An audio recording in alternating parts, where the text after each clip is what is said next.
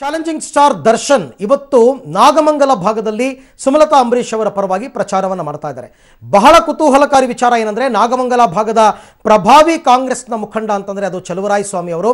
ಆದರೆ ಚಲುವರಾಯಸ್ವಾಮಿಯ ಬಣದವರೆಲ್ಲರೂ ಕೂಡ ಓಪನ್ ಆಗೇನೆ ಸುಮಲತಾ ಅಂಬರೀಶ್ ಅವರಿಗೆ ಸಪೋರ್ಟ್ ಕೊಟ್ಟಿದ್ದಾರೆ.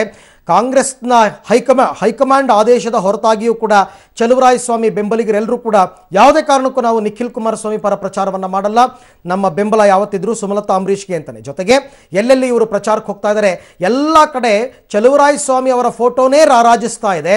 ಚಲುವರಾಯಸ್ವಾಮಿ ಅವರು ಕೂಡ ಹಾಗಾದರೆ ನೇರವಾಗಿ ಸುಮಲತಾ ಅಂಬರೀಶ್ ಅವರಿಗೆ ಸಪೋರ್ಟ್ ಮಾಡಿದ್ರ ಅಂತಕ್ಕಂಥ ಒಂದು ಪ್ರಶ್ನೆ ಉದ್ಭವಿಸ್ತಾ ಇದೆ. ಅಲ್ಲಿಗೆ ಕಾಂಗ್ರೆಸ್ನ ತೀರ್ಮಾನವನ್ನು ಧಿಕ್ಕರಿಸಿ ಚಲುವರಾಯಸ್ವಾಮಿ ಅವರು ಸುಮಲತಾ ಅಂಬರೀಶ್ ಅವರನ್ನ ಬೆಂಬಲಿಸ್ತಾ ಇದ್ದಾರಾ ಅಂತಕ್ಕಂಥದ್ದು.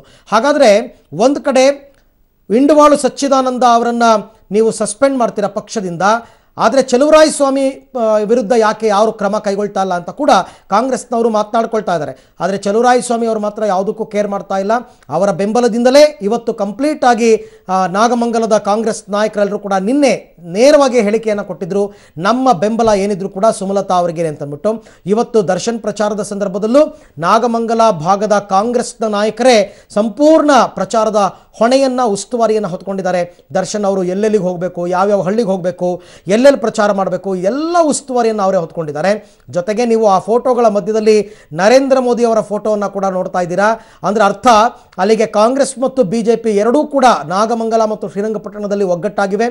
ಬಿಜೆಪಿ ಅಂತೂ ತನ್ನ ಬೆಂಬಲವನ್ನು ಈಗಾಗಲೇ ಘೋಷಣೆ ಮಾಡೇ ಬಿಟ್ಟಿದೆ ಸುಮಲತಾ ಅವರಿಗೆ. ಹಾಗಾಗಿ ಬಿಜೆಪಿ ಮತ್ತು ಕಾಂಗ್ರೆಸ್ನ ಕಾರ್ಯಕರ್ತರೆಲ್ಲರೂ ಕೂಡ ಒಟ್ಟಾಗಿ ಇವತ್ತು ದರ್ಶನ್ ಅವರ ಜೊತೆಯಲ್ಲಿ ಪ್ರಚಾರವನ್ನು ಕೈಗೊಳ್ತಾರೆ. ಸುಮಲತಾ ಅವರಿಗೆ ಸಿಗ್ತಾ ಇರತಕ್ಕಂಥ ಬೆಂಬಲ ಇದು.